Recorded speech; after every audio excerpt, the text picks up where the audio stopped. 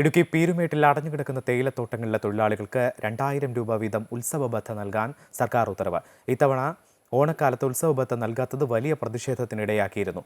ഇതേ തുടർന്നാണ് സർക്കാർ ക്രിസ്മസിന് പണം അനുവദിച്ചത്. പൂട്ടിക്കിടക്കുന്ന തേയിലത്തോട്ടങ്ങളിലെ അടക്കമുള്ള തൊഴിലാളികൾക്ക് ഓണത്തിന് ഉത്സവ ബത്ത നൽകാൻ 2,50,00,000 രൂപ സർക്കാർ നീക്കിവെച്ചിരുന്നു.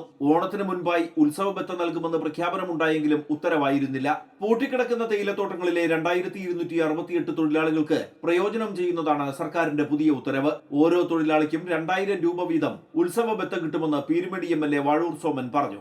ആ നിവേദനങ്ങളുടെ അടിസ്ഥാനത്തിൽ ഏറ്റവും അവസാനം നടന്ന ജനകീയ സദസ്സിലും പ്രശ്നം ഉയർന്നു വന്നതിനെ തുടർന്ന് ബഹുമാനപ്പെട്ട ധനകാര്യമന്ത്രി എല്ലാ തൊഴിലാളികൾക്കും ക്രിസ്മസിനോടനുബന്ധിച്ച് 2,000 രൂപ വീതം നൽകുവാൻ അറിയിപ്പ് നൽകിക്കഴിഞ്ഞു.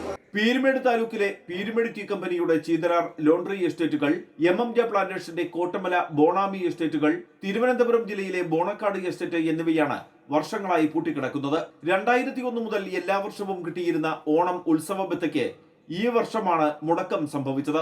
ഓണം ഉത്സവ ബത്ത ക്രിസ്തുമസിനെങ്കിലും അനുവദിച്ചല്ലോ എന്ന ആശ്വാസത്തിലാണ് തൊഴിലാളികൾ. അമൃത ന്യൂസ്, ഇടുക്കി.